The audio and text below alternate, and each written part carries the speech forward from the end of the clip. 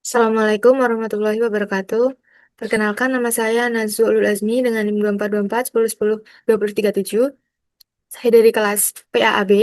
Dan di sini saya akan menjelaskan proyek LKM 1 yaitu REST API. Saya mengambil temanya manajemen cost. Nah, ini deskripsi proyeknya. Jadi API ini saya buat tentang pengelolaan cost gitu. Datanya meliputi data kamar, data penghuni, dan pencatatan pembayaran. Nah, alasan mengapa memilih domain manajemen cost itu karena alur datanya itu saling berkaitan atau saling berelasi gitu antara kamar yang tersedia, terus penghuninya siapa, dan status pembayarannya itu bagaimana. Jadi cukup mudah untuk diimplementasikan gitu. Lalu untuk fitur-fiturnya itu menampilkan data kamar, mengelola data penghuni atau create, read, update, dan delete. Terus untuk delete-nya ini menggunakan self delete ya. Lalu ada update pembayaran berdasarkan ID kamar.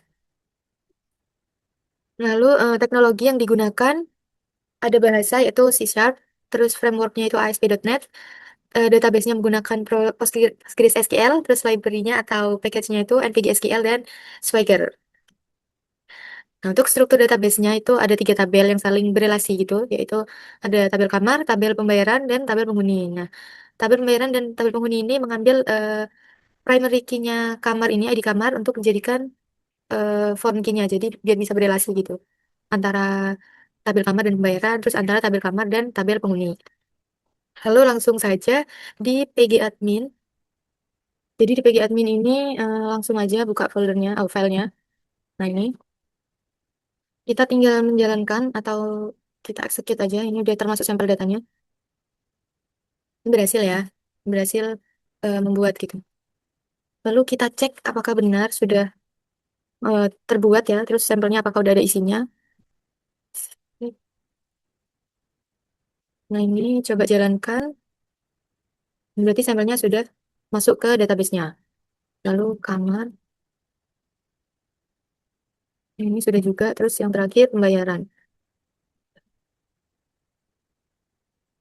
Jadi semua datanya udah semua sampel datanya sudah berhasil diinsert ke dalam tabel ke dalam kolom-kolomnya gitu. Jadi langsung ke kodenya.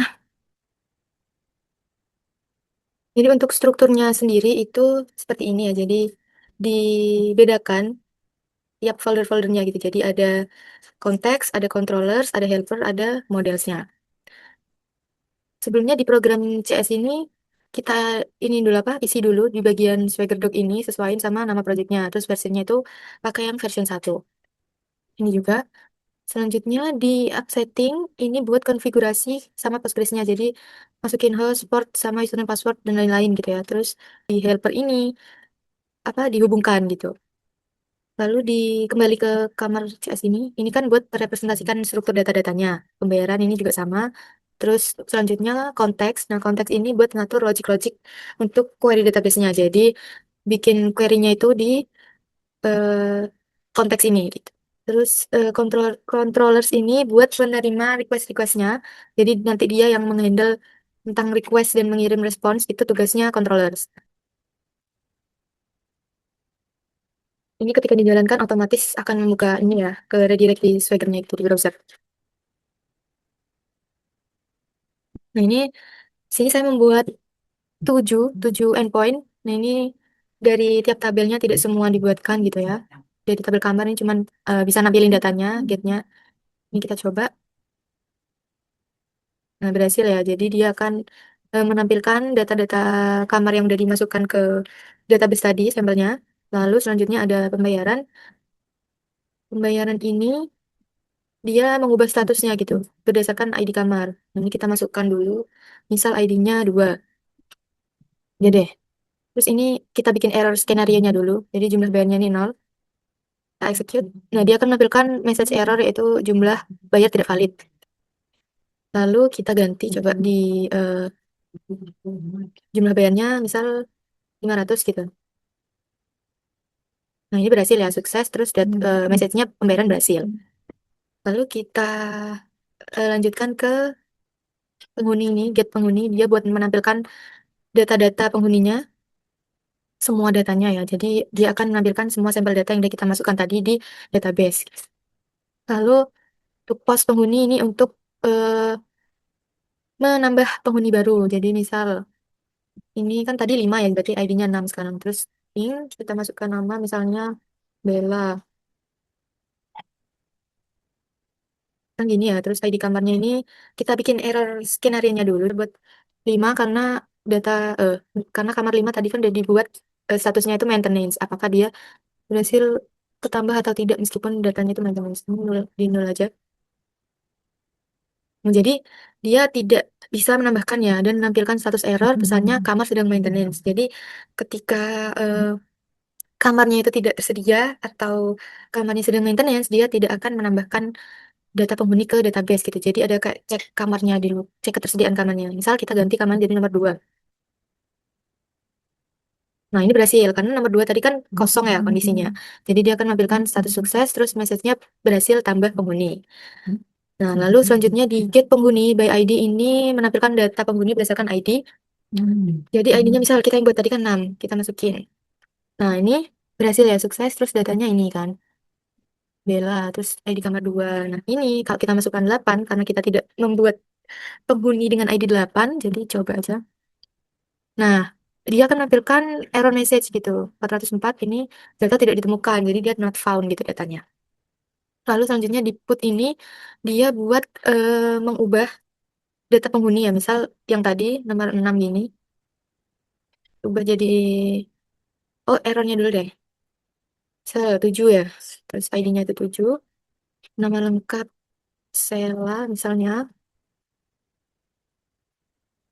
ini terus ID kamar 2 ini kita ganti jadi 0 aja. Nah, jadi dia akan menampilkan error message gitu. 500 ini error response status is 500 ini message-nya data tidak ditemukan karena data dengan ID 7 itu tidak ada.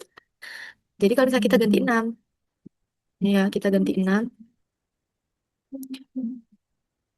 Nah, dia akan sukses gitu, dia akan berhasil karena eh, data nomor 6 itu kan tersedia tadi. Dia akan menampilkan message berhasil update. Selanjutnya yang terakhir yaitu penghuni delete penghuni. Ini menggunakan soft delete ya, jadi kita tinggal masukkan aja ID-nya. Kita error skenario-nya dulu, masukkan ID 7 karena tidak ada. Nah, berhasil ya dia menampilkan pesan error, data tidak ditemukan. Lalu kalau misal kita 6, misalnya yang tadi dihapus. Terus, nah ini sukses berhasil soft delete gitu. Apakah masuk ke database-nya kita cek aja. Nah, cek. Nah, jadi ID 6 ini sel yang tadi kita ubah, yang kita tambahkan baru, terus kita ubah, itu dia tertampil di database-nya tetap nggak kehapus, tapi dia tertera tanggal ininya, keterangan delete add ini, dia dihapus kapan gitu, ada keterangannya, dan dia tidak nol. Nah, ini juga tadi kan udah diupdate, ini masuk juga keterangannya di sini, update add ini berapa waktunya gitu.